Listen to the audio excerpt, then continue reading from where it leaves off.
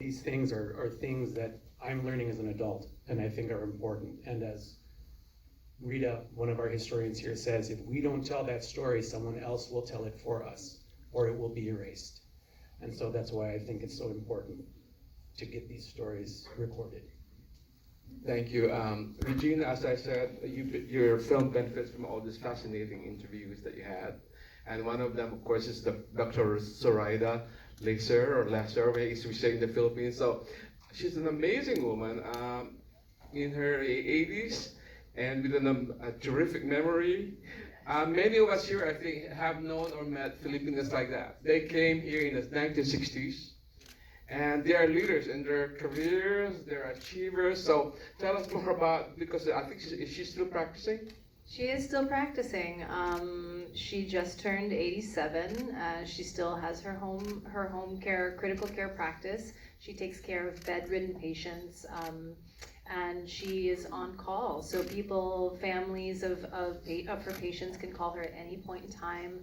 She answers those calls. She's very dedicated. She just has this passion for service, and I wanted to capture that because I find that is what is exemplary in all of these Filipino first responders, Filipino doctors like Randy, and Dr. June Keon and Dr. Nanette Keon, who are also here in the audience, who flew out from Washington, D.C. The overwhelming feeling for me was this humility in witnessing Filipinos who were not only brilliant, just excellent at their field, but also so dedicated and selfless in wanting to give to people, no matter whether they can give back or pay. It's like it's a calling.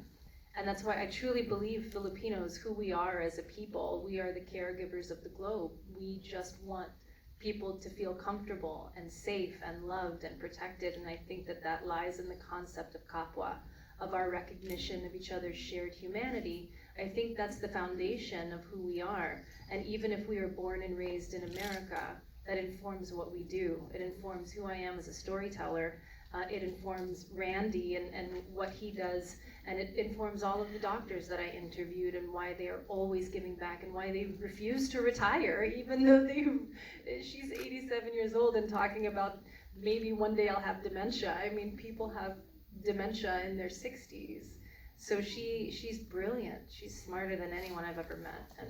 And I hope that I do her story and Dr. Reynaldo Lee Lacer's story and their family some justice in the way that we have told this story. You definitely did justice to them. Francis mentioned what I was going to bring up, why it's important for us to be telling these stories now. Because just the other day we screened a documentary too called Nurse Unseen. And it, among other things, it showed why there's a disproportionate number of nurses who died during the COVID pandemic. And like your film, it's very good for us to be telling our stories now. So from your perspective, tell us why it's important now to be telling our stories, because I like to say, if nobody's going to tell our story, who's going to tell our story? Yes, so if you can start, Regina. Yes, yes. I feel like I've been talking a lot. But truly, I think that it is in everything that I do, that our history is just as important as anyone else's. And because of how we have culturally assimilated, and it's something that I've noticed with lots of immigrant populations, people don't write down their experience. I have no idea what my mother went through immigrating here.